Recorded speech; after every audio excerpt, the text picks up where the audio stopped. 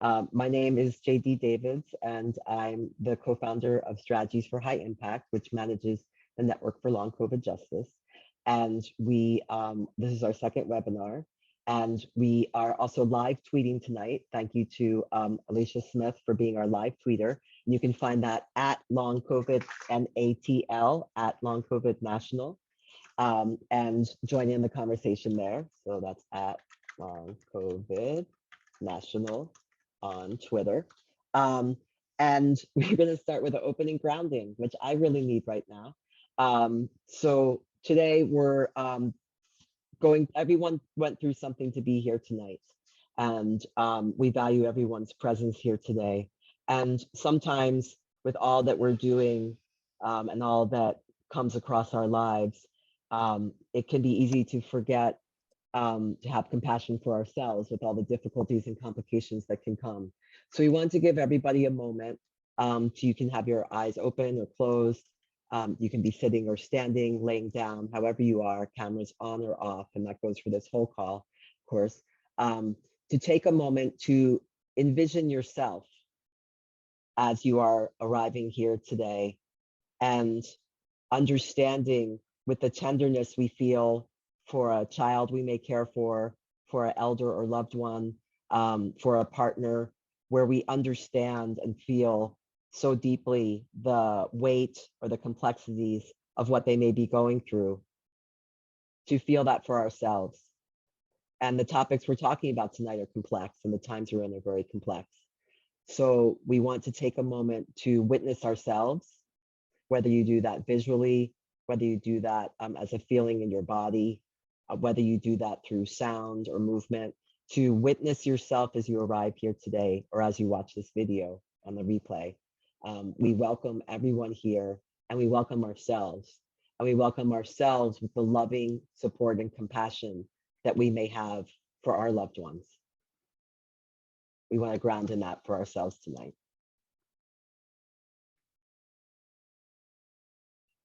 And as we do so, we also want to take a moment to recognize those who cannot be with us tonight, those who have not survived pandemics, those who are not able to be on screens or to take in digital information, and those who don't have the freedom of access to information or ability to be in attendance online or in person because they are in prison, because they are not given the body autonomy for movements, because they're separated by borders. And we are here for everyone today, recognizing that we're here to share information and support to fight for the world that we all need. So thank you for that moment. And we're going to proceed with our agenda. And I'm going to turn it over to, oh, I'm sorry, I forgot to give a visual description of myself. I am JD. I am white person with dark hair, a bit receding. I'm wearing a white shirt that has some vertical stripes in different colors, and you can see the ears of my cat on the bottom of the screen, who has just joined. And in the background that keeps obscuring part of my body, the Zoom digital background, is the names and logos of Strategies for High Impact and Long COVID Justice. Thank you. So I'll turn it over to Gabriel.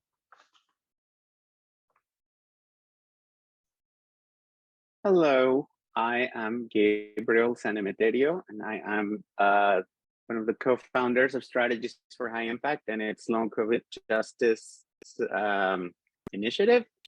I am Mexican, light skin, I have long hair, and I'm wearing a black shirt.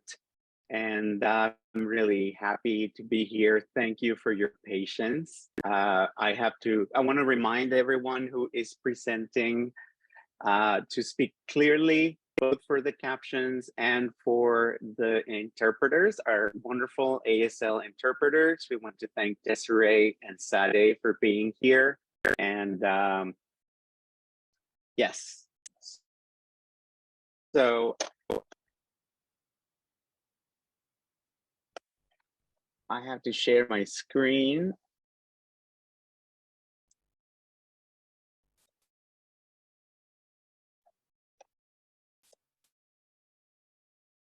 Can everyone see that? It didn't make people go away.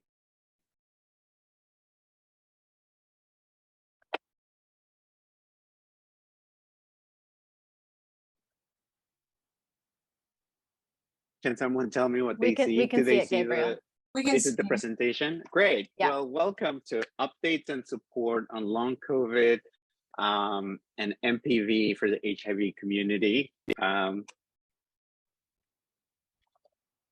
This is how you can connect with us. I think JD already told you, and then we're going to send you this information in a follow-up email. It's our social media. That's how you could access interpretation, which is not available, unfortunately. That was the closed captioning. We want to thank our sponsors, our co-sponsoring organizations, ACT UP New York, Philadelphia, Founders Concerned About AIDS, Health HIV, the National Coalition for LGBTQ Health, and Sister Love.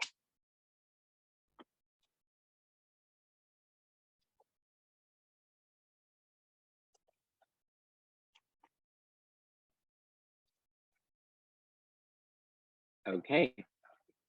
And I think you need to introduce Michael, Dr. Michael Peluso, who's going to do our next presentation. Thank you.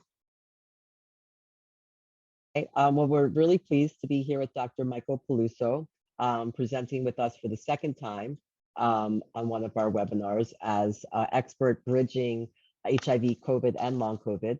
He is the Assistant Professor of Medicine in the Division of HIV, Infectious Diseases, and Global Medicine at UCSF. He's also an infectious disease physician and HIV primary care provider at San Francisco General Hospital. For the last 5 years, his primary areas of focus have been on chronic sequelae of HIV infections and efforts towards an HIV cure. When the COVID-19 pandemic began, he implemented the UCSF long-term impact of infection with novel coronavirus study, which is LINC, the LINC study, one of the first COVID recovery studies in the country. It investigates the clinical and immunological consequences of COVID, including long COVID. He's also co-investigator on a national study of COVID recovery in people with HIV funded by AMFAR. Dr. Peluso also serves as co-investigator in the newly launched NIH Recover Consortium, for which UCSF is one of the institutions enrolling nationally. Thank you, Dr. Peluso. We appreciate you being here. Also, as someone who is on call and on service this week and a parent of a baby. So we really value your time and appreciate your work. Turn it over to you. Okay, JD? Yes. Okay, great. Hey, everybody. Really happy to be here. I'm Michael. I'm a light-skinned person, short dark hair. I'm in my office at San Francisco General Hospital. Occasionally my Wi-Fi cuts out, so if that does happen, I will rejoin in 30 seconds, I promise. And I think that you are all seeing the correct screen, so I will proceed.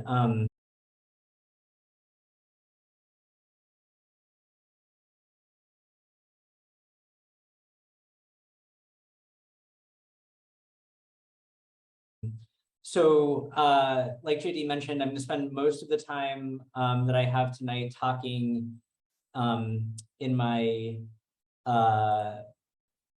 first presentation about long COVID, and then I have sort of a brief overview of where things are at with what is now known in California as MPOX, kind of officially. And happy to take questions at the end. I am a New Yorker, so sometimes I talk too fast. And if I'm doing that, please slow me down. So I'll begin by talking about where things are at.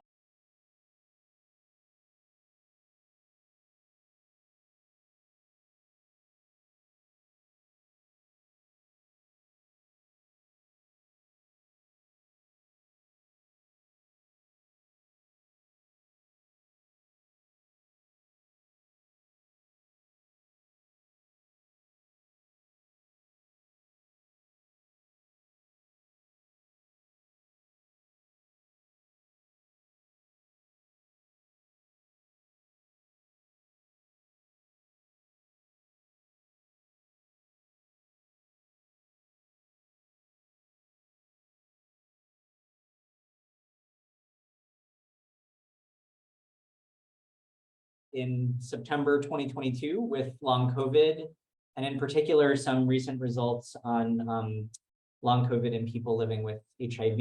And as JD mentioned, I've been involved in post-COVID work, both clinical work and research work for 2.5 years now, which is crazy to think how much time has passed. And most of this has been in a program called Link, which follows people after they have COVID. And we've been, following some volunteers in our research program for over 2 years now. And then more recently, I've been involved with the large NIH program called Recover, which you may have talked about, that has many of the same goals as our local program, which is understanding the long-term post-infectious consequences of COVID. So as you all surely know, everybody on the planet has been affected in some way by COVID, either through getting the infection themselves or knowing somebody who has. And fortunately, most people who get COVID fully recover after their infection, but not all do, and some have prolonged issues. This is referred to as long COVID. Some people with long COVID refer to themselves as long haulers, but not everybody. And what this really means is the physical and or mental health symptoms that don't go away in people who've had COVID. This can happen in anybody. It can happen in young people, old people, hospitalized people, people who are at home, and it can even happen in people who were vaccinated to protect against COVID or people who receive COVID treatment. There are a lot of technical names for the condition. The NIH refers to the condition as post-acute sequelae of COVID, or PASC. The CDC now refers to the condition as post-COVID condition, which was an interesting choice. Most people experiencing these issues refer to it as long COVID. So I started seeing people experiencing long COVID way back in May of 2020 before it even had a name.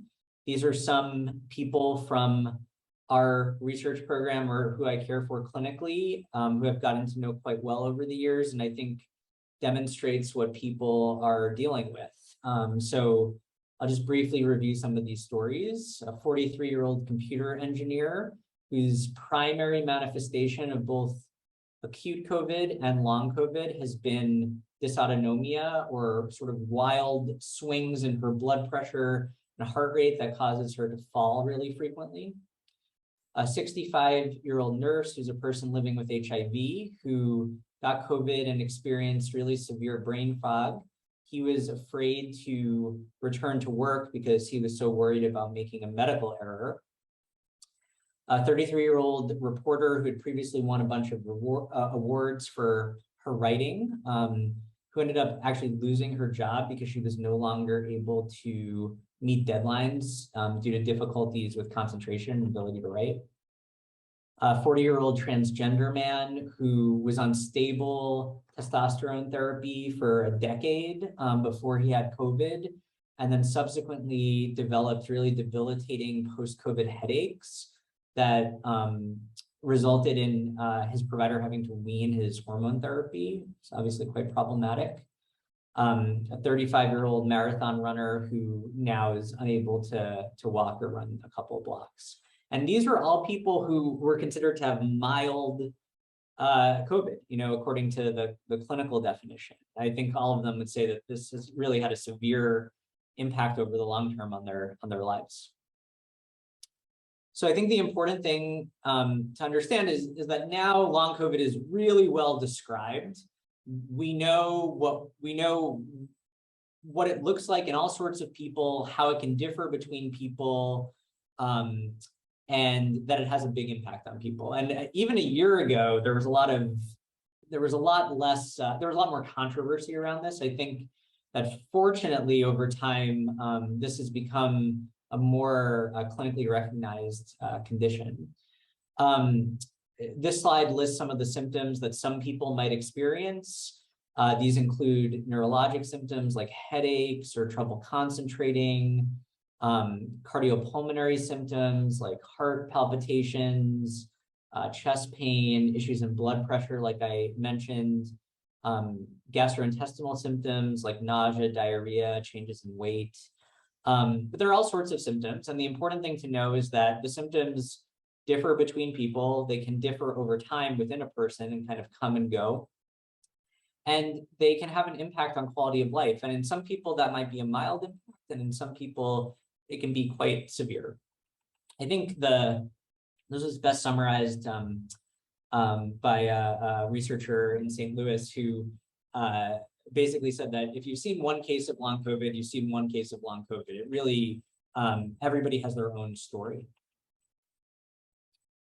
So I'm going to talk a little bit about where we're at in terms of understanding why this might happen, and then what the efforts are to figure out how to potentially treat this, with the caveat that there are still more unknowns than there are knowns at this point. So this slide is from a paper I wrote a few months ago,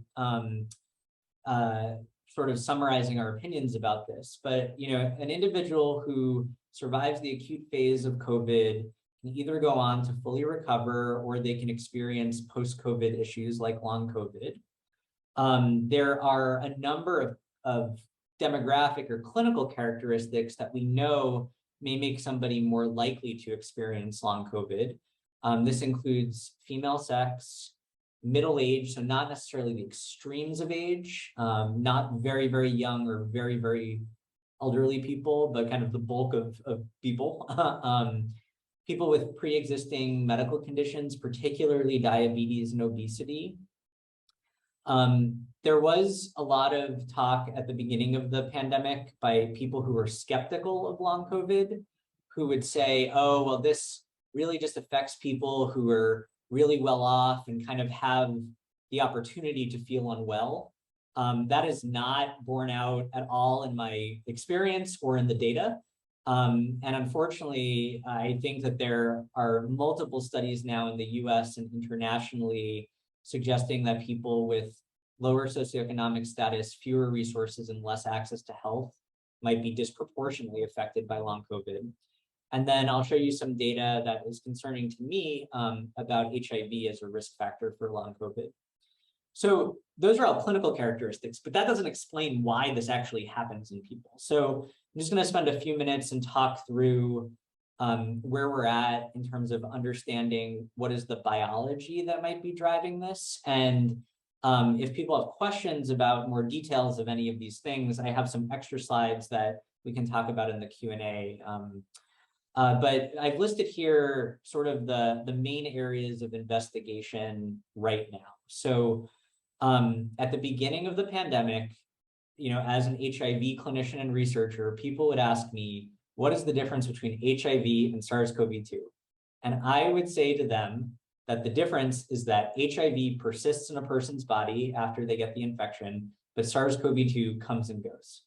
And that was what we thought 2 years ago, but there is a growing body of evidence now that suggests that at least pieces of the COVID virus may stick around in the bodies of people who've had the infection.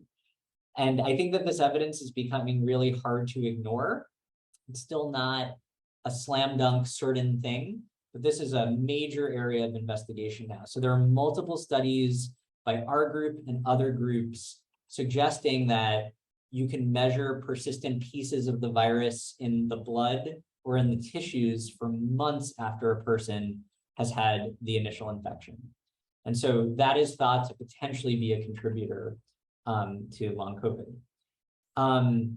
There's also a lot of interest in inflammation in a person's body, either systemic inflammation, inflammation in the blood, in total body, or localized inflammation in specific tissues like the heart or the brain or the lungs or the GI tract.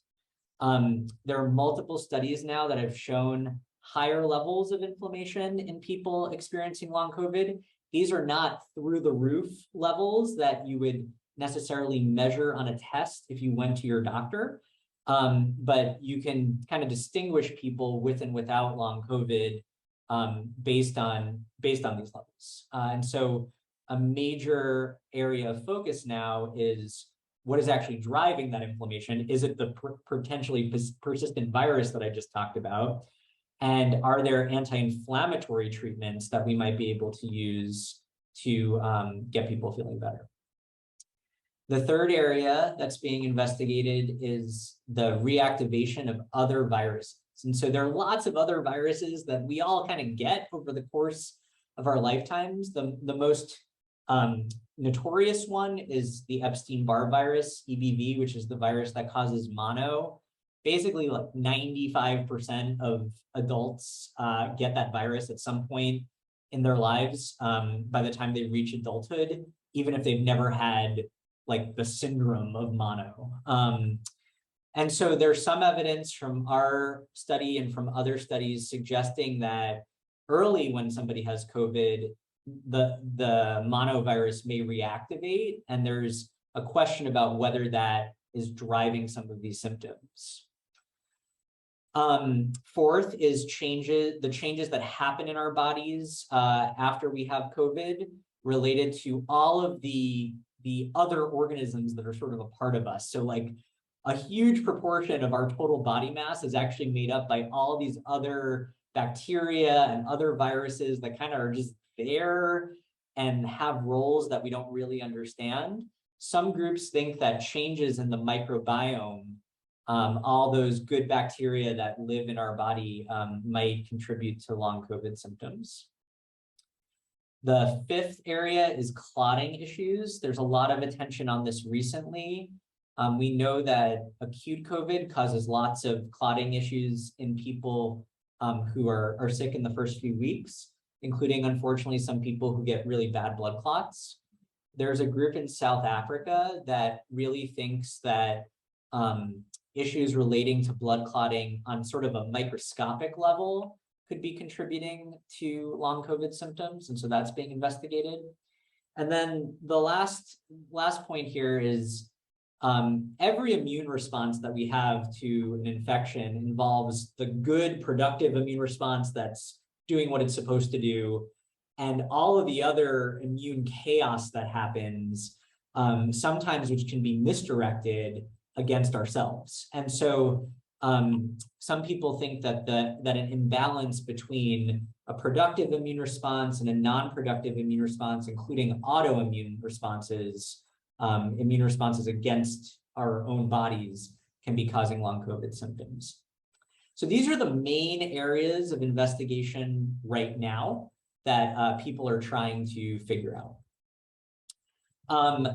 I'm not going to go into a ton of detail, but this slide is basically to demonstrate that for each of these potential causes of long COVID, there are now efforts to mobilize clinical trials to see if intervening on these potential causes can affect how people feel.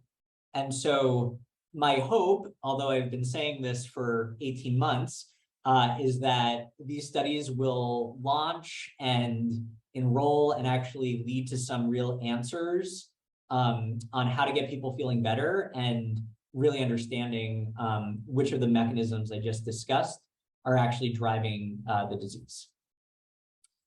So I'm now going to transition in the last couple of minutes, talk about HIV and long COVID and some things that I think are concerning. The first thing I think is concerning is that there's actually very little known about HIV and long COVID, and there are very few studies on this topic, which is kind of surprising to me. The first signal about issues with HIV and long COVID came from this paper that was published about a year ago and actually had nothing to do with HIV. It was an analysis of people who showed up at the emergency room in New York at Cornell early in the pandemic and just what happened to them a year later. And these were people who didn't get admitted to the hospital, but showed up to the emergency room. And what they found was that the small number of people with HIV in that study were more likely to have long COVID at 1 year than everybody else in the study. So they were about 75% more likely to have long COVID. So that's interesting, but small sample, not really focused on HIV. We recently completed a study in our cohort in San Francisco where we looked at 40 people in our study with HIV, and we matched them to 40 people who were similar age, sex, gender, whether they were hospitalized during acute COVID, to see whether the people with HIV looked different in terms of their immune response or in terms of long COVID. And what we actually found was that the same types of people, same measurements, people with HIV were 4 times as likely to report long COVID at 4 months compared to people who were HIV negative. That was very surprising to me. We have a lot of people with long COVID in our study. And it's, I think it's quite concerning. It's not, again, this is not the definitive study to answer this question, but I think it suggests that, like, at least for me as an HIV provider, I need to be really mindful of this in my patients who've had COVID, which frankly, at this point is the majority of my patients who've at some point had COVID. We recently did another analysis in our study kind of a year later, looking at the relationship between different factors and specific types of long COVID symptoms. And it seems like a lot of the increased reporting of long COVID in our participants who are living with HIV and have had COVID are really driven by fatigue and in particular neurocognitive symptoms after they've had COVID. And so being HIV positive was a strong predictor in our study of reporting post-COVID neurocognitive symptoms that did not exist before people had COVID.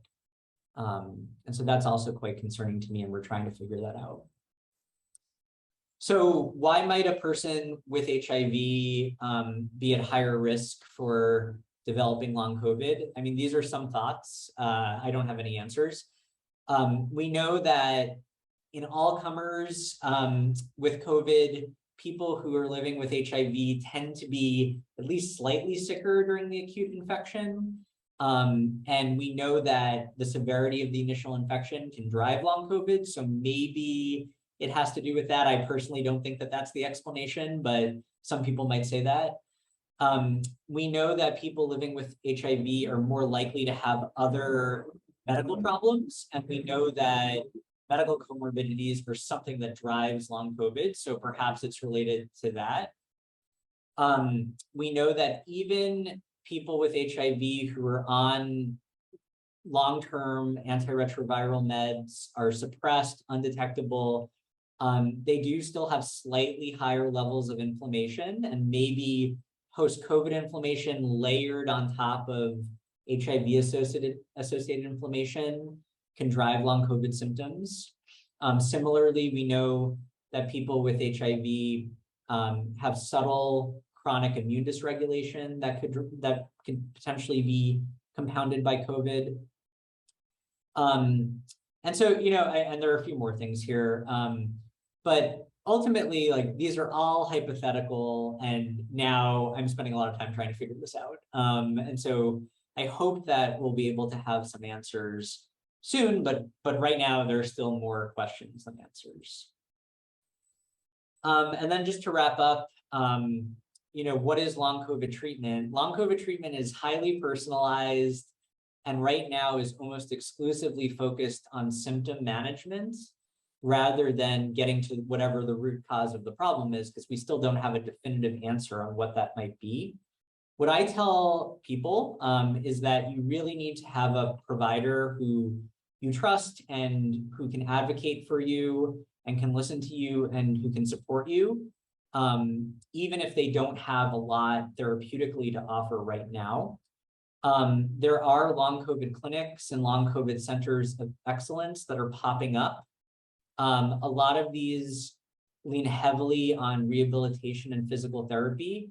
This is not right for everybody, particularly people with long COVID that has a lot of sort of post-exertional malaise type symptoms that can be worsened.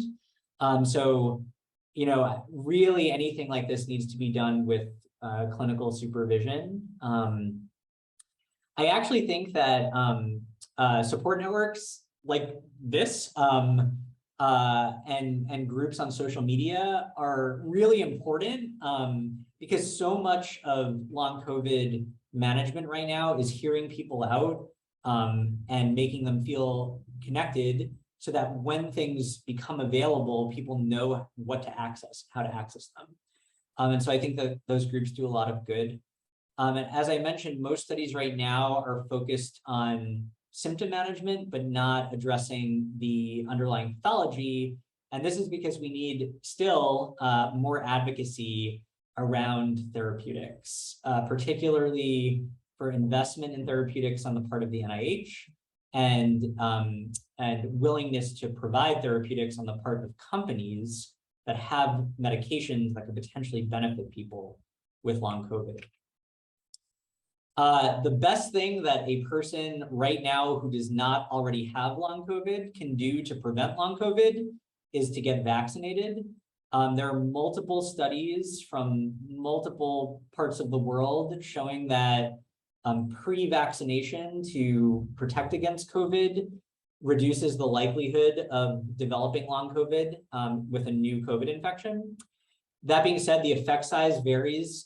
It is as small as 15% reduction to as high as like 60% reduction, but all of these studies show benefit.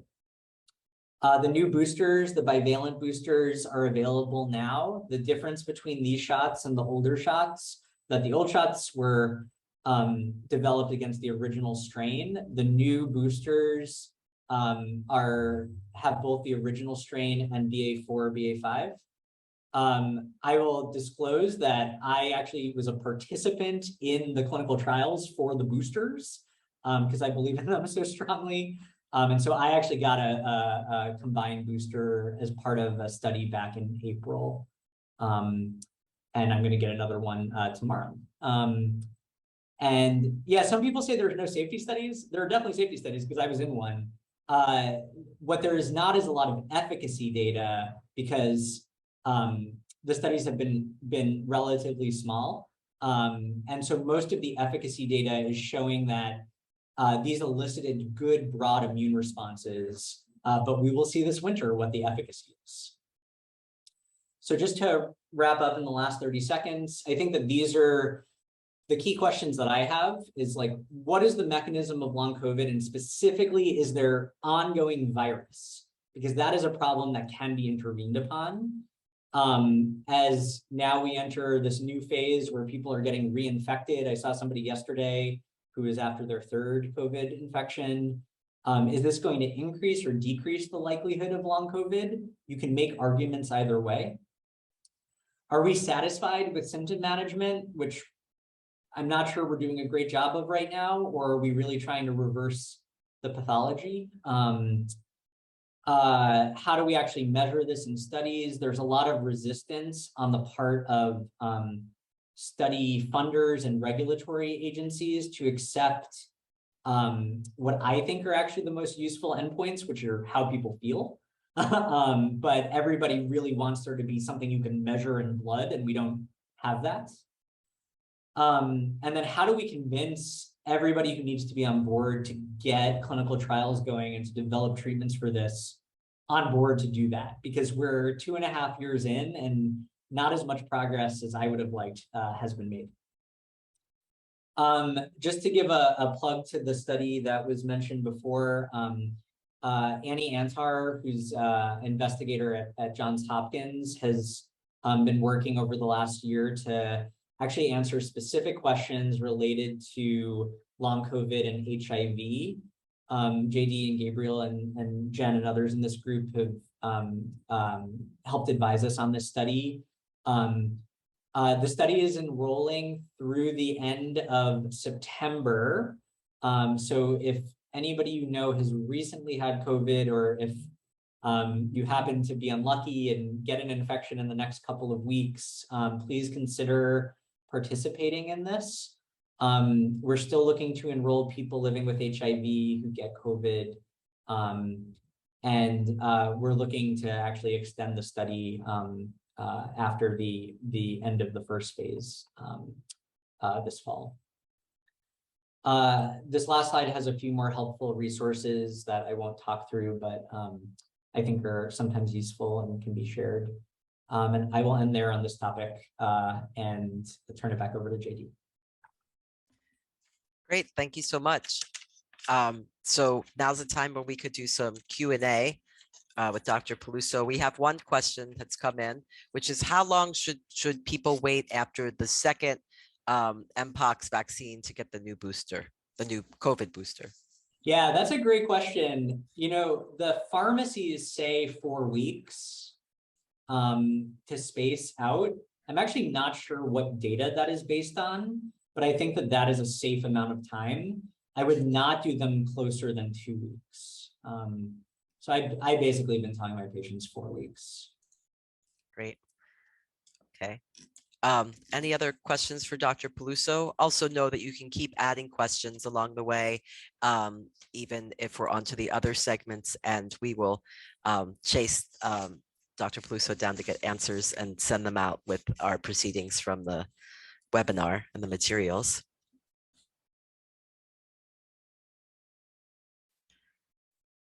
Okay, I think that that's it for now. Thank you so much for your presentation. And what we're going to do now is we are going to take a 5-minute break for people to do whatever you'd like to do with those 5 minutes.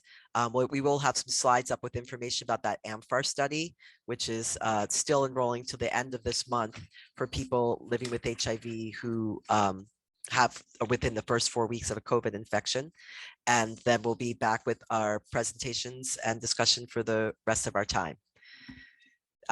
Since we started late, if people are able to stay a little later with us, we may go about a half hour over. But again, if we recognize if you have to leave, and we'll have the recordings up for everybody. Thank you.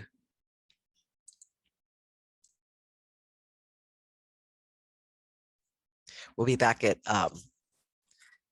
30 minutes after the hour. Can you see the slides? Yes, we can. Oh, great. You can scan the code and it'll take you directly to the website where you can sign up to be part of the study.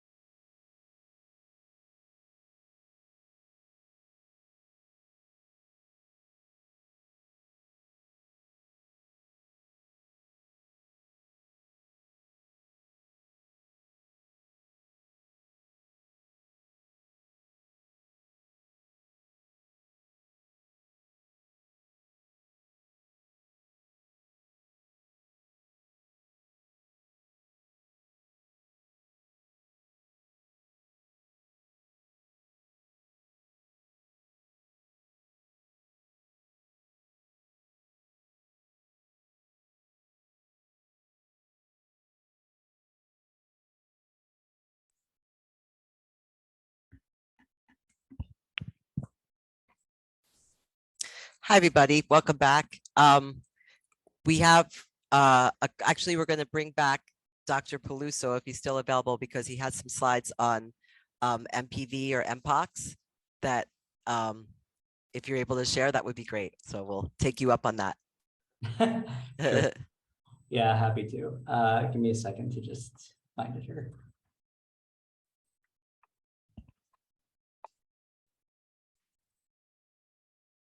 Are you seeing the correct slide?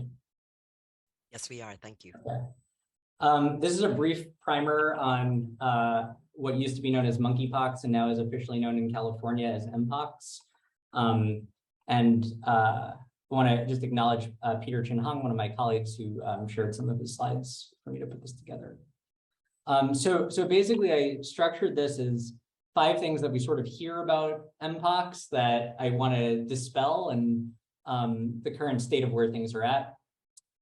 So the first myth is MPOX comes from monkeys. I think it's important that whenever there's a new infection, we try to understand where it came from. And MPOX was called monkeypox because it was initially identified in some monkeys in Europe in the 50s in a research lab. But actually, like the most notorious outbreak of MPOX was in the was in the early 2000s. In prairie dog owners in Wisconsin, which has nothing to do with monkeys. And so this is actually mostly a disease of animals, particularly rodents, and humans and monkeys just are kind of incidental hosts. So it really has nothing to do with monkeys at all. The Department of Public Health in California officially renamed this MPOX like 2 weeks ago. I'm not sure if there's a coordinated effort in the US to rename it. There is a coordinated effort among the WHO, within the WHO, the World Health Organization, to rename it. Renaming it is important because, as I said, it has not anything to do with monkeys. There are lots of racist tropes related to monkeys that I'm sure you can imagine that are very problematic. And people have actually attacked monkeys over monkeypox. It's difficult to rename a disease in the middle of an outbreak. You will remember not too long ago when we renamed SARS-CoV-2, and that was much earlier in that outbreak than we are in the MPOX outbreak now. So that's myth 1. Myth 2, you can get MPOX from a thrift store. So the vast majority of MPOX transmission in the current outbreak is skin to skin. There's a lot of debate about skin versus bodily fluids. I'm not going to get into the debate, but those 2 things are thought to be the highest level of transmission. There are cases of people getting MPOX from clothing or from bedding. The most well-known case of that is somebody who was changing sheets at a hotel and got a case of MPOX before this outbreak happened. But that is not a major source of transmission. Droplets require really active exposure for a really long period of time. And it is extremely unlikely that somebody will get MPOX from just, riding the subway or the bus. Some updates in transmission. There's a case report from Stanford that suggests non-sexual contact. The vast majority of cases, as you know, are sexual transmission, either from skin or fluids among men and transgender women who have sex with men. So not a lot of other cases so far. There are cases of transmission to pets. So there was a case where a dog that had 2 owners, both who had MPOX, was sharing a bed with them, and the dog ended up getting MPOX. So, there are lots of other potential incidental hosts of this. There's been a lot of buzz lately about what's going to happen with people going back to college. I don't think that there's going to be any risk outside of intimate contact in these settings, but this is in the news now. There are some cases of household transmission to children. This is not super common. It's not really surprising because we know that close contact is what can cause it, but we're hearing a little bit more about this. But it's important to know that the vast, vast, vast majority is still sexual contact. And so talking about other aspects of transmission, I'm not really sure how, I'm not sure it's sending the right message about risk. Until recently, we thought that asymptomatic monkeypox did not happen.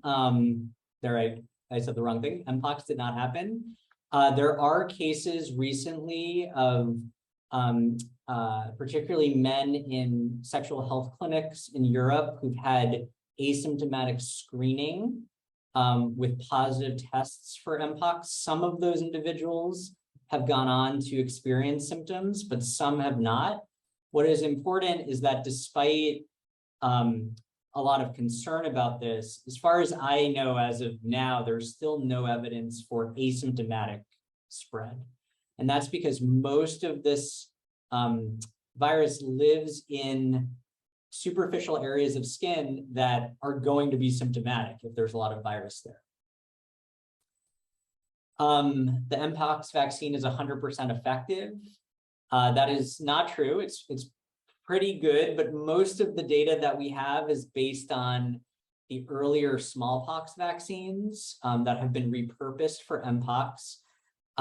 There are cases of people who have exposure and get the vaccine sort of as post-exposure prophylaxis who have breakthrough cases. Generally speaking, those cases have been after they got the vaccine, a week after their exposure. We are hearing about some breakthrough cases now in people who were pre-vaccinated and got exposed, but it doesn't seem to be super common as of right now.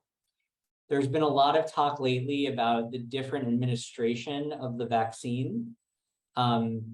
Previously the standard regimen was a subcutaneous, so below the skin dose of the vaccine. Recently, in many settings, this has been changed to an alternative dosing, intradermal within the skin of a lower dose. This is based on a study from a few years ago that showed, as you can see on the slide, basically similar immune responses regardless of the type of administration. But this is being actively studied now. And I think most of this was driven by public health concern, although there was certainly some controversy around it. And then I think the last myth is that we are definitively done with this. There's been some good news in the last couple of weeks where it seems like the curve has peaked and is trending down. That's good. That's objectively good news. It's possible that the community mobilized, vaccines were rolled out and things are improving or behaviors changed. I think we have all seen this pattern several times with COVID in the last 2 years. So I think that we still need to remain cautious and not declare victory yet. But hopefully this is a positive trend that will result in ongoing improvement and fewer people being infected. And then this just came out about Mpox in people with HIV, suggesting that there's potentially a higher rate of more severe presentations, including hospitalization. This was a recent CDC study that was published, I think this last weekend, suggesting that among people with HIV, 8% of people were hospitalized because of severity, whereas in HIV negative people, only 3% of people were hospitalized. This has not borne out in other settings, particularly in Europe. So, hard to know whether this will really pan out or it just was sort of happened to be related to who was studied here. And then Gabriel actually shared this with me over the weekend, that there's a recent report of 2 cases of individuals developing neurologic complications following Mpox.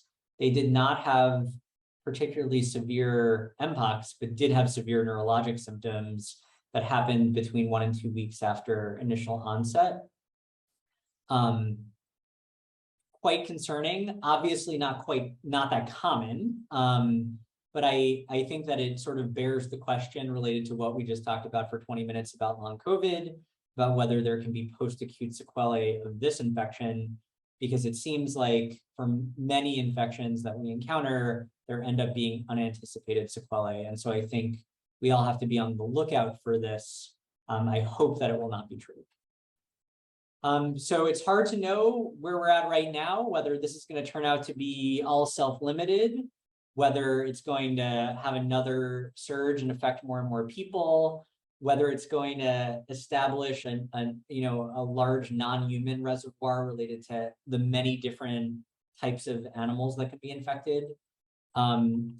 Yeah, still too soon to know, although I think the current trends are hopeful. And I think for me, there were a lot of issues with the rollout of the vaccine in particular, but I think the engagement of the community, especially the community of people who perceive themselves to be at risk, at least in SF, was quite inspiring to me. And so we will see where this goes. Okay, that was my primer on Mpox. Thanks. Thank you so much. We do have one additional question submitted. Do people living with HIV or who have had Mpox get post-viral diseases similar to fibromyalgia, ME/CFS, post-Lyme, post-polio, etc.? Are people with HIV more likely to get those, or? Well, the question is just overall, which we know people do, including our co-founder Gabriel is living with HIV as well as ME/CFS and fibromyalgia. But those are other specifics you'd like to say about it? Yeah, I mean, I think the message is that post-infectious conditions are certainly real, and I think that they've always been very hard to understand because there's always been a real lack of clarity in many cases about what the inciting event was. I think that what we have learned from COVID in particular is when so many people around the world were affected by the same thing at the same time, is that this is probably what's been happening with most of these conditions. And we've never had this level of information and organization in understanding what sets it off. And so my hope, I don't think certainly not, I wish that COVID never happened, but my hope is that post-COVID issues and long COVID in particular shine more light and bring more attention to and more efforts to understand all of these related conditions that really have a big impact on people, and that we've done a very poor job of understanding and managing over the last couple of decades. So we'll see if that's true, but there is certainly a really concerted effort to figure all of this out now. Thank you. There's a great comment from Alice K, sharing her experience looking to get Mpox test in a COVID safe way, and we'll put that in the proceedings. We're not going to talk about the comment now because of our time constraints, but thank you so much for talking on both topics. And now we're going to move on to our final two presentations from Gabriel and myself, and the rest of the webinar. So thank you, Dr. Peluso, and to everyone who asked questions, and to our wonderful Q&A monitor, Gabriel Lopez. Thanks so much. Thanks for having me. Hi, I'm Gabriel. I'm back. Yes, like JD mentioned, I am a person living with myalgic encephalomyelitis, chronic fatigue syndrome, with fibromyalgia, and also HIV, all complex chronic conditions. And I had COVID recently for the first time. So I'm part of the study that we mentioned before. You will get information on that study and how to join it if you have had COVID for the first time in the past 4 weeks and are HIV positive. And that really got me thinking about how do we care for each other at home. And so that's what my person, and while we're ill, So that's what my presentation is going to be about. I'm going to share my screen.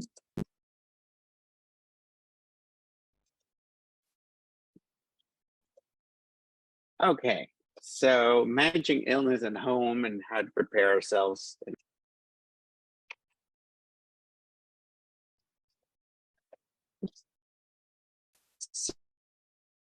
So this is just general suggestions and anecdotes. By no means you should take it as you know, medical advice or in place of medical advice.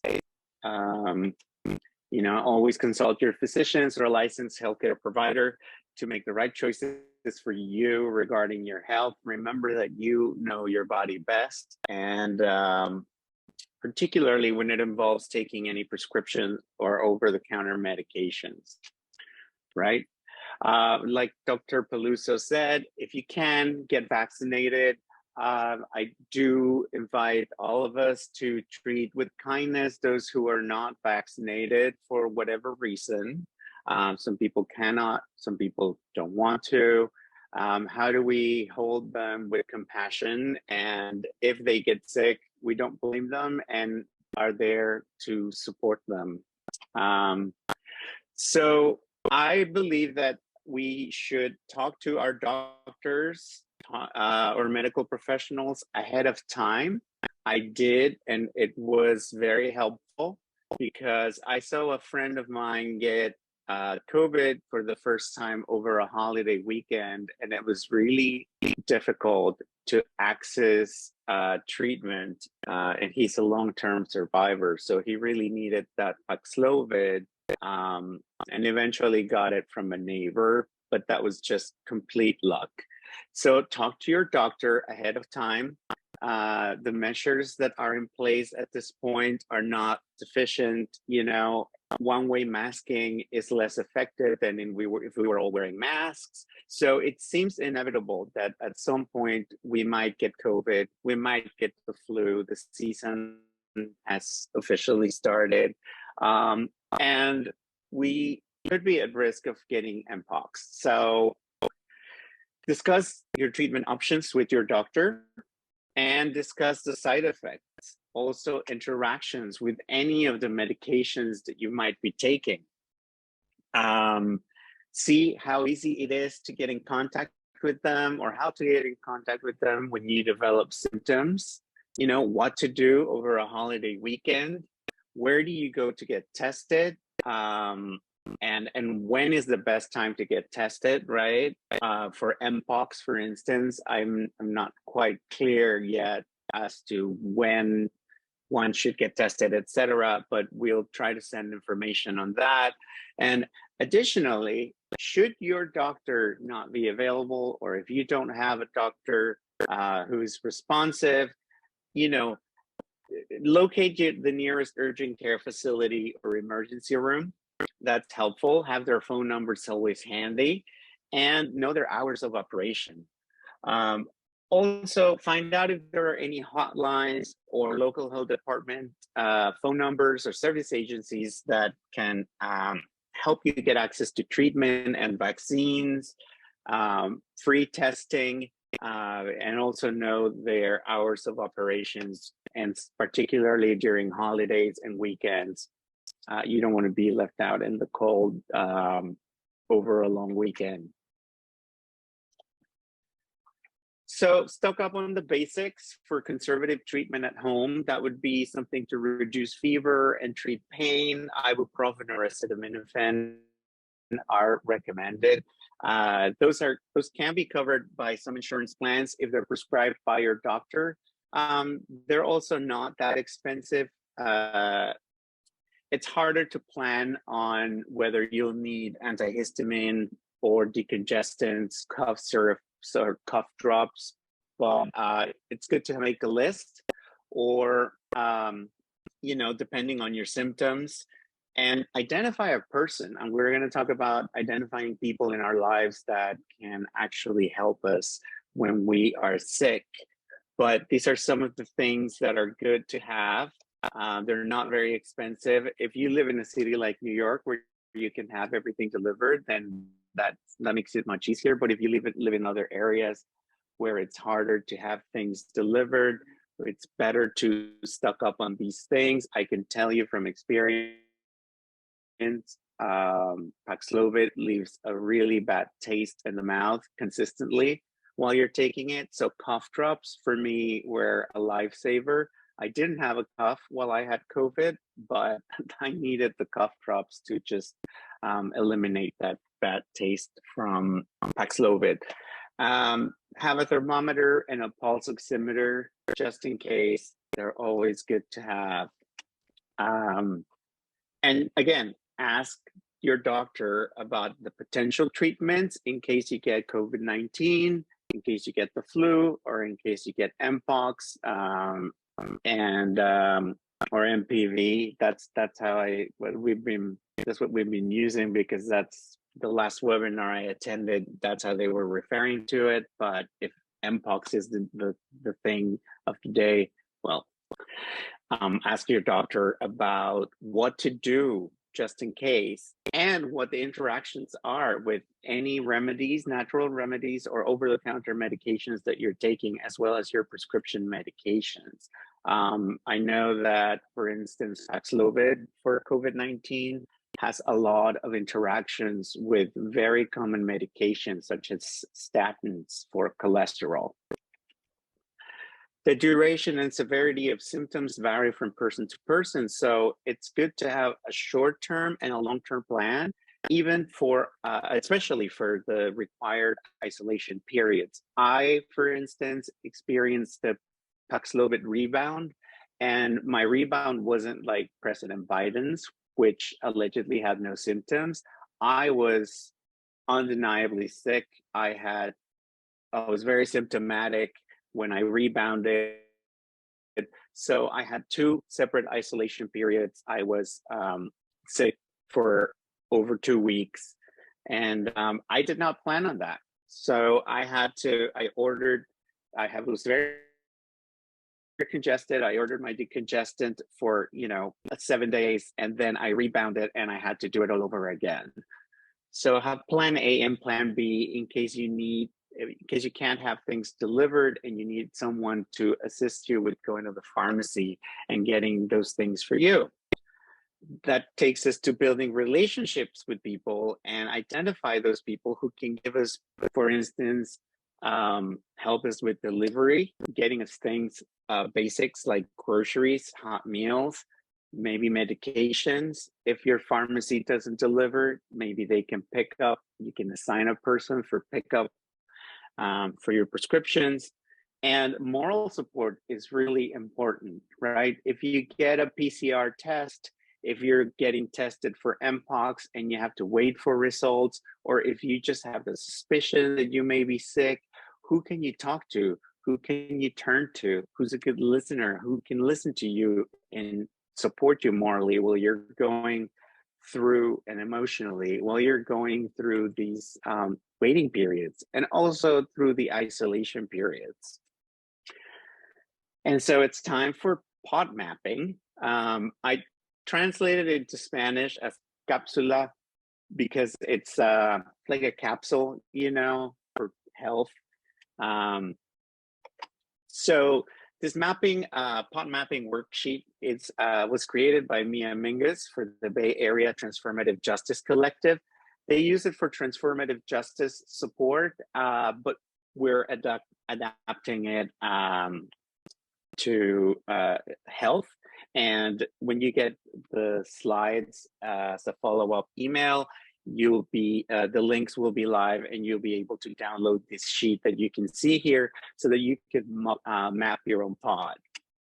Mia Mingus, just very quickly, is an educator, a trainer, a writer for transformative justice and disability justice. She's brilliant. She's a queer, physically disabled Korean woman, transracial and transnational adoptee raised in the Caribbean. There will be a live link to her blog, and there's a photo of her in black and white. She's a Korean woman smiling in the picture with long hair and glasses, and she's sitting on a wooden chair with plants and trees around her. So back to pod mapping. This is what the pod map looks like when it's empty.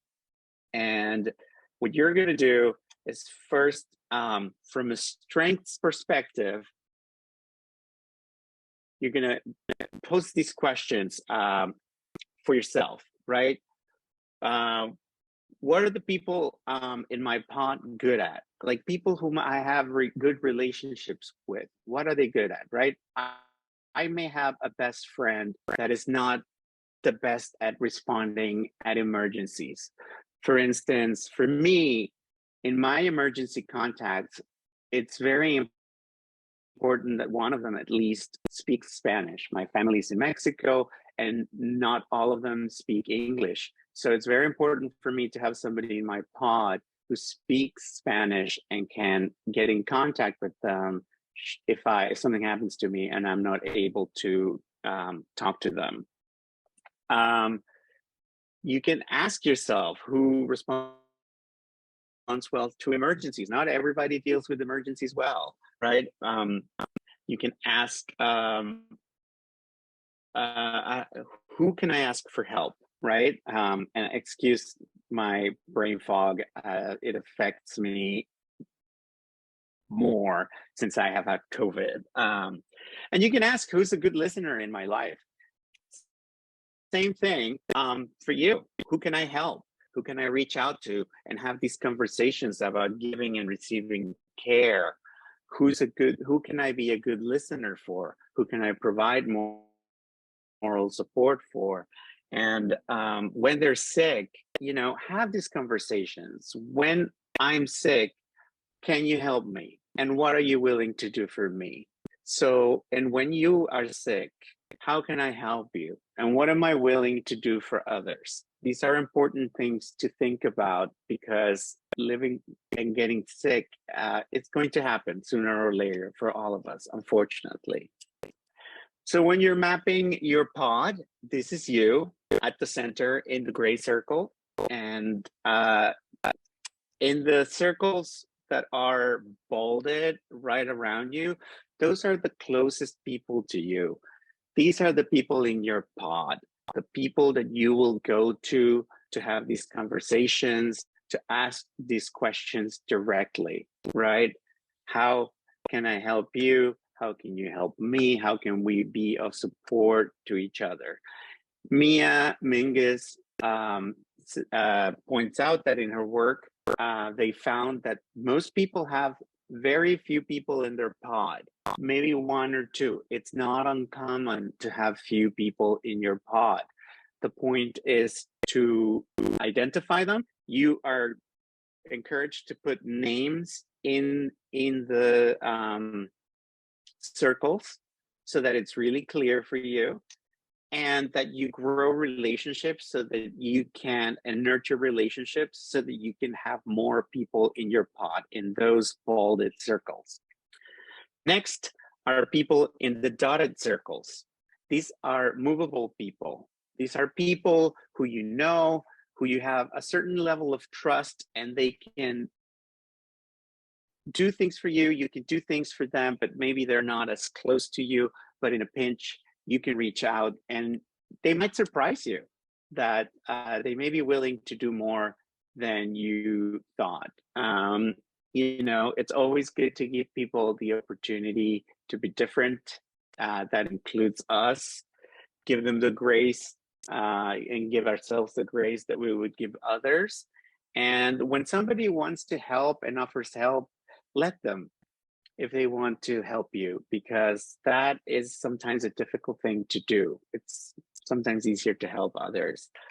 And last but not least, you identify in the big circles on the very outside, communities, networks, or groups that you can reach out to for help, right? That includes informal groups of people or agencies that provide you with services, or like I said, your doctors could be here, or healthcare providers. And that was it for my presentation. Thank you very much. I'm going to stop sharing my screen and pass it on to JD.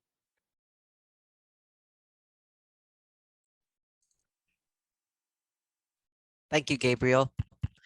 I'm going to do my presentation, and then afterwards we will have time for some discussion and then close out. As I said in the chat, due to our earlier technical difficulties, we originally had planned on ending now. We're going to extend for up to half an hour, probably maybe not even that long, but we recognize that some people may leave, and we encourage you to do what's best for you. We will be sharing the recording, transcripts, and slides afterwards. So I'm going to present on, sorry, press the wrong thing. Of course, I am going to present on ways of thinking about COVID and monkeypox risk reduction at meetings and events. Recognizing in particular with MPV or Mpox that this is sort of emerging, we're learning more. So there's more of an emphasis on COVID, but some things on Mpox. Many people will get COVID and Mpox this year, but we can still plan meetings that seek to reduce risk. Many of my materials today are courtesy of People's CDC, which is a group that gathers activists and public health professionals to provide some of the information that is not getting out as clearly, maybe from some government voices about what is the current status of COVID and what can be done about it. So this is the current COVID map, given the way that CDC used to report it. And you'll see that most of the country as of September 9th, 99.6% is at least at extremely high levels of COVID transmission, even though the CDC now focuses on hospitalization rates that and also due to some of the changes in reporting that can make it seem like there's a lot less COVID going on out there. So when thinking about how we go about our meetings, gatherings, conferences in the HIV community, taking a values-based approach, it might be good to look at what corollaries we have in our own sector and movement. So when we think about who is responsible for HIV prevention in the ways that we think are sort of the most values-based ways of proceeding, is it just people living with HIV? Is it people who are HIV negative partners of people living with HIV? Does it include public health systems that provide information and tools for HIV prevention? And I think for many of us in the HIV community, we recognize that it's not just the responsibility of people living with HIV to care about or do something about transmission acquisition. It needs to involve all of us. And that's why we have measures like PrEP, pre-exposure prophylaxis, that's used by people who are HIV negative to prevent HIV acquisition. And when we think about who is responsible for COVID prevention, it might be useful to think about right now, someone in the United States dies of COVID every 3.5 minutes. When there was one AIDS death every 8 minutes, you see ACT UP members taking over Grand Central Station in New York. And we have far more COVID deaths now. So it's still a very real issue. This is on the top is a poster from public transit in New York City from 2020 through mid 2022, emphasizing taking care of one another, like Gabriel was emphasizing. And one thing that people can do is wear masks. And just this month, they were replaced by some really disturbing images that the MTA is getting a lot of flack now for appropriately, saying that not only that the regulatory change and state policy that masks are no longer required in public transit, but really many of us feel sort of mocking the realities of people who are at higher risk of COVID harms by saying you do you, that it's sort of an individual choice, that as if it doesn't have consequences for others. So we believe that the values of the HIV community can guide approaches to our prevention efforts in our events and meetings. And when I think about the values of the HIV communities that I'm involved in, it includes that every life has value, otherwise known as human rights, interdependence and shared responsibilities, intersectionality, meaning that people bring multiple sort of identities and realities that affect potentially their life chances and their circumstances, including health outcomes and risk of disease, disability, and morbidity, harm reduction, racial justice, and health equity. So we see prevention as a shared responsibility. What would our gatherings look like if all were responsible for reducing risk of harms, even if we ourselves are not higher risk of those harms? So for example, two-way masking. where everyone's wearing high quality masks, regardless of their real or perceived risk of severe COVID-19 harms, means that everyone present is collaborating on reducing community COVID-19 viral load in the air at the meeting. Two-way masking means if any one individual is not completely effectively masked because of gaps in masks, problems with sizes, taking a mask break, the likelihood of harm is reduced, whether or not that person is at elevated risk. So that is to say that similar to HIV negative people are responsible for ourselves and for the whole community as far as being able to benefit from and choose to use HIV prevention. People who are not necessarily at high risk of COVID harms or don't think they are, have some responsibility to bear if we have a community that values shared responsibility. We need to accept there are people at our meetings and events who are at greater risk of harms from COVID-19 and monkeypox. And Dr. Peluso shared some of them, such as the higher risk of long COVID in people living with HIV. But it also includes issues such as we know that COVID harm is not equally distributed. It's felt most severely in Black, Brown, Indigenous communities, among elders and people with economic precarity. And we know the economic harms of the long MPX or MPOX isolation periods can be devastating to people who don't have large financial resources, for example.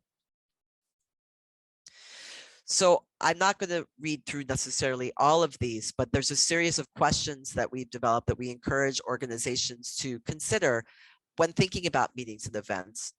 Do meetings and events need to happen as they have previously? Does it need to be in person? Does it need to be indoors? Does it need to include food? Who needs to be at this meeting? And we have some questions under each that can help with planning.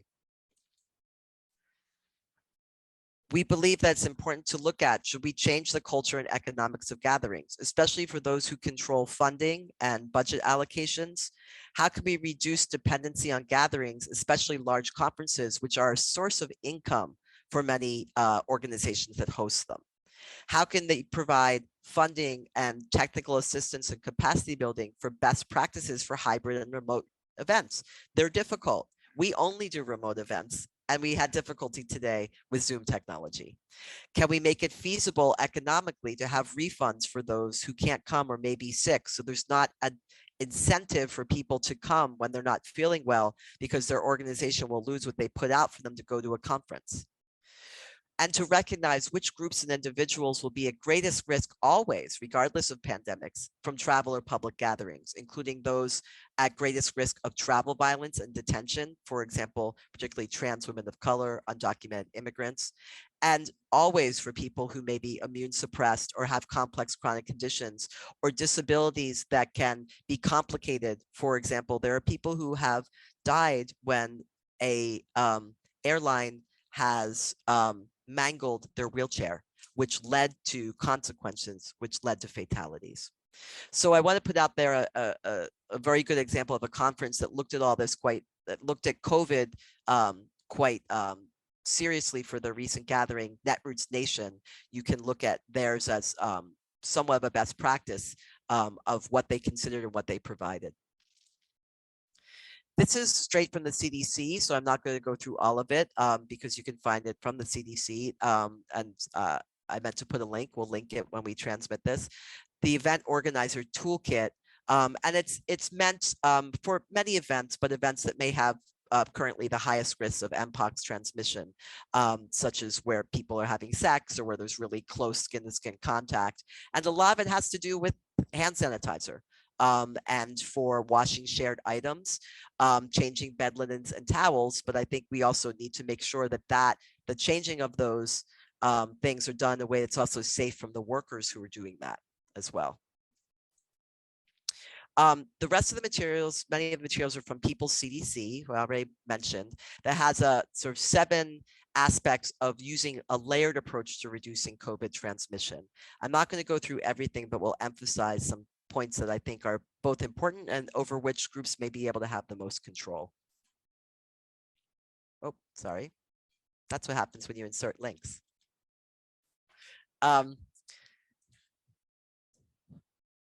Oh, I made the graphic a link. One moment. Okay. So that the layers of protection have to do with the reality that COVID is spread most easily through air. So 4 layers of protection for air are indoor air quality, well-fitting high-quality masks, increasing physical distance, and reducing time spent close to others indoors. Realistically, what's the most able to predict in some ways and to have data on is particularly the first 2. So we're going to focus on that. You can also have 3 layers of prevention that are about limiting the number of people you're around, getting vaccines and boosters, and using testing. So improving indoor air quality, and this can happen in workplaces, of course, as well as events, is opening windows and to provide filtration, which can include these homemade Corsi Rosenthal boxes. We made 14 of these for my kids' school. They cost around $100 each for the supplies and can be very easily assembled without special skills. And they rank as highly as, pre-made HEPA filters that cost a lot more. And outdoors is the best ventilation. Clean Air Crew is an entity that is linked to the People's CDC materials, but you could also find where they go through different types of filtration and air systems that are in buildings. And so if you look at their materials, they can help you figure out where you can intervene in terms of improving air quality. So you'll see for all of these kinds of building system types, you can add in-room HEPA air filters, air cleaners. Some systems have HVAC filtration where you can make sure that you have up-to-date and the right kinds of filters. And then I hope we're going to be seeing more of in coming years is about germicidal ultraviolet light. It's something that can be very effective about pathogens in the air, but is not available in most places. So when it comes to masks, not all masks are created equal. The best are well-fitting, high-quality masks are N95, KN95, or KF94 that stop tiny virus particles and droplets, and they need to be worn correctly to work. Now, again, we know that not everyone wears condoms correctly. Not everyone wears masks correctly. And in a crowded room or a room with many people, not everyone's going to be doing it perfectly. That's why it raises the importance to have two-way masking, because then there's less people who won't be unmasked at all. So there's more of a general harm reduction of where there may be incorrect masking. In order to have them on hand, it's important to order them in advance. It can take about a week for places like Project N95, and they get much less expensive for these N95s and KN times when you buy them in bulk.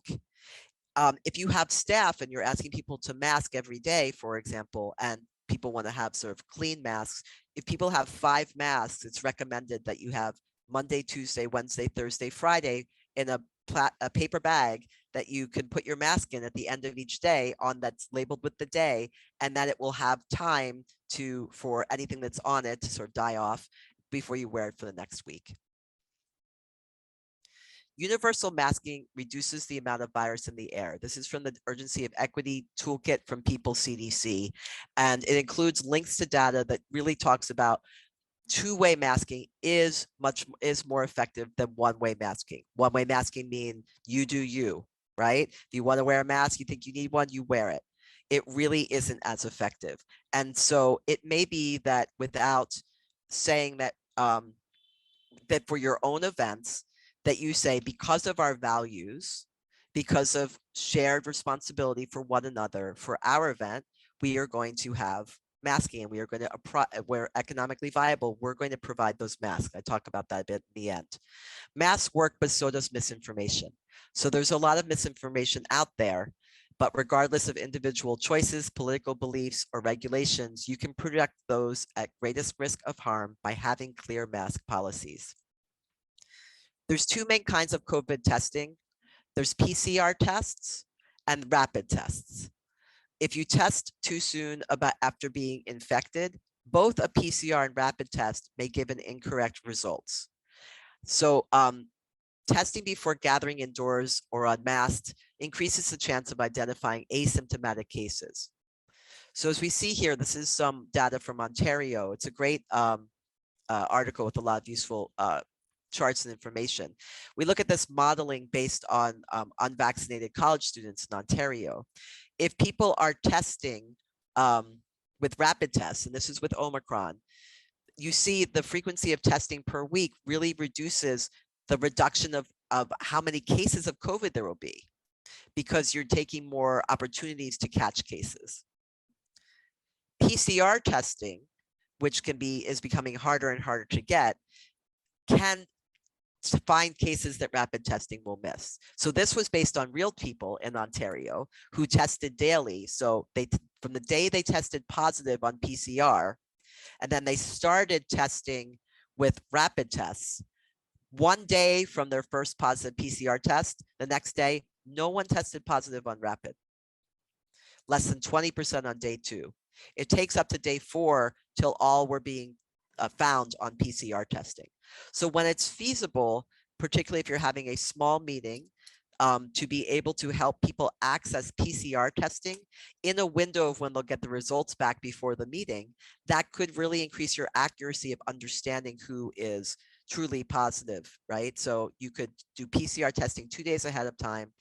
I know in New York now you can get results back in 24 to 36 hours. I know that's not available everywhere. And then the day of the meeting, do rapid testing. Increasing physical distance is important to understand. The guidance about 6 feet was based on a misunderstanding of how virus particles travel. And so I have down here in paraphrasing, distancing is not a substitution for air filtration or ventilation and masking. Tiny particles can linger for hours in air and spread through a space. There's also no specific number of minutes or distance that's proven to be safe indoors if unmasked. There's also limited data on COVID spreading outdoors in crowds. We know it happens. Where there's excellent ventilation, being close to others, unfortunately, could still spread COVID. So what I have here is recommendations for layering COVID-19 prevention strategies. So there's a lot of them. So I'll go through them fairly quickly, but you can see them in writing when we have the slides. First, let people stay home without repercussions. Provide accurate, up-to-date information ahead of time on COVID-19 and Mpox, including information on long COVID. Wherever possible, provide remote, parallel, or hybrid options. Parallel means 2 different meetings, one in person, one remote. Provide masks as part of the registration process. Sometimes people are sent materials ahead of a meeting. Send masks and rapid tests out with your materials. If possible, provide the tests themselves or information on access to testing. If you're using a vaccination requirement, then establish and practice your protocols for assessment and values-based policies for non-compliance. Is this symbolic and you're not really going to check? Are you going to check? And what if someone says, no, I'm here at the door and I'm not vaccinated? How will you uphold your values in dealing with that so you're not making your frontline staff or the subcontractors running the meeting have to deal with something? Make it clear ahead of time if you're going to have a masking policy. It must be at all times, and that rapid test must be used the morning of the event. These are your policies. And explain why you're doing 2-way masking. Explain it's not possible to look at people and determine who is high risk. Avoid unintentionally ableist messaging, such as we're all ready to get back to normal, or we know everyone will want to be there, or inaccuracies such as during the pandemic used in past tense. And use it as an opportunity to put out clear information on Mpox and COVID-19 testing, vaccination, and how to get treatment, including the tricky aspects of how to get Paxlovid, monoclonal antibodies, and TPOXX, the treatment for Mpox that actually could also, it reduces suffering and it reduces how long someone could transmit to others. On site, provide masks, provide rapid tests for those who haven't taken them, reinforce the masking message, including your values-based messaging for 2-way masking, and send thanks to those who stayed home to normalize that as a healthy behavior. Explain your other options, including ways to switch during the day if anyone feels ill or prefers the other option. And provide and explain the use of supplemental filtration, such as Corthy Rotenthal boxes. and recognize the ongoing losses and harms of pandemics, pointing out support options for those who need support for the grief and the loss that they have experienced. Provide outdoor viewing monitors or side room monitors for those who are not able to mask. Provide hand sanitizer. Develop, practice, and implement protocols with staff and volunteers for, again, dealing with attendees who are not effectively masked or resistant to masking. We've put people in harm's way in a politicized situation who are expected to enforce masking requirements without giving them the support they need. We have control over that to some degree in our own organizations to figure out the scenarios and use our own counseling and practices of justice to understand what to do ahead of time. What are you going to do? Send people home with rapid tests with information also on how to report a positive test so you can notify other attendees. And if appropriate and feasible, seek to provide on-site vaccination through a van outside, through a side room with health professionals for COVID-19, both primary series and the bivalent boosters, and MPox. So that was a lot fairly fast, but these are some of thoughts on how to take on the challenges of making our meetings and gatherings as safe as possible, and to also change the culture of our meetings to really examine, do we need to do things differently so we can live our values in our practices and our communities. Thank you. Okay, well, now we just have a few minutes left. As you can see, if I wasn't able to see if there's any questions. Thank you. We have a compliment. Thank you so much for your compliment. So now we'll go to our final closing. We have a few prompts and thank yous to give. So I'll turn it over to Gabriel. Can you see the prompts? Yes, we can. Gonna ask you to take a moment to reflect, and we're gonna send this prompt also to you in the follow-up email. But we wanna ask you to, all of us at some point in our lives will give care and will receive care. So our invitation is to reflect on the presentation and consider who you will reach out to in the weeks ahead to explicitly offer to be a part of their care pod, and or who will you ask to be a part of your own pod, right? And second, how we plan, conduct, and follow up on our own meetings or events is an expression of our values. What values do you want to center in your life, your work, and or your workplace? How do they address disability, isolation, or marginalization? We invite you to create a note or prompt so you remember to center these values in your next discussion or planning opportunity. And like I said, the slides, following slides will be sent. Keep in touch with us. Thank you for being here. These are all our channels and social media. And Springboard Health Lab is our incubator. If you want to get in touch with them, that's who to contact. And thank you very much. Thank you for bearing with all our technical difficulties. It's not easy to have these remote events, as we saw that today, and make them fully accessible. We really wanted to have live Spanish interpretation, and we had difficulties with that. But we thank you, our ASL interpreters, Shade and Desiree. Thank you so much for being here and for making this webinar accessible for the deaf and hard of hearing community. And also thank you to Avery, our Zoom tech, who really did everything possible to make things go smoothly and was indispensable here. And to Michael Peluso, Dr. Michael Peluso, and yes, Alicia Smith for doing the live tweet, Gabriel Lopez for helping us monitor the Q&A, and Jen Hecht for everything she does for us. She's the head of Springboard Health Lab. Okay, thank you, everybody. We'll linger in case other comments or questions come up for the next 2 minutes, but then we're going to log off. Yes, thank you.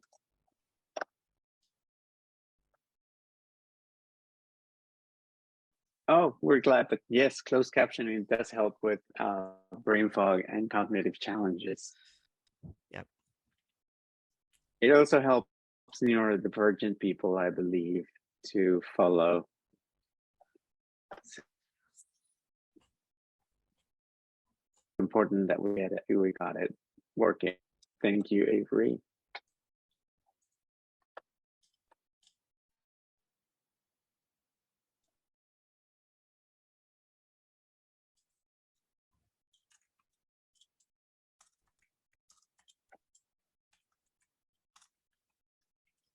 We have a comment from Alice that I want to just briefly address, which is about there are some challenges for Corsi Rosenthal boxes and other noisy devices that create barriers, disability barriers to people with auditory processing disabilities and hard of hearing people, and as well as the diminished experiences of hybrid meetings for people online, particularly for audio quality. And yes, I actually meant to put in my slides, and I will rectify this in terms of saying that when using air filtration and other devices that create sound, and for our meetings, that it'll be important to invest in auditory tools that can create more clear sound for people, and to also acknowledge the challenges that do exist. And I do find that hybrid meetings, as opposed to either in person and remote, they really can be sort of the worst of both worlds. And it's so important that those who have the capacity to develop best practices and fund them to have better technology in place to mitigate those problems, or to create better alternatives and train people on what are the best options to start funding those things. So thank you. There's no solutions, but those are some things that I wanted to include and to reference that I think would help, but there's much more we need to do. Okay, thank you. We're going to wrap up, and thank you all for being here, and we hope to see you next time. Bye. Thank you all.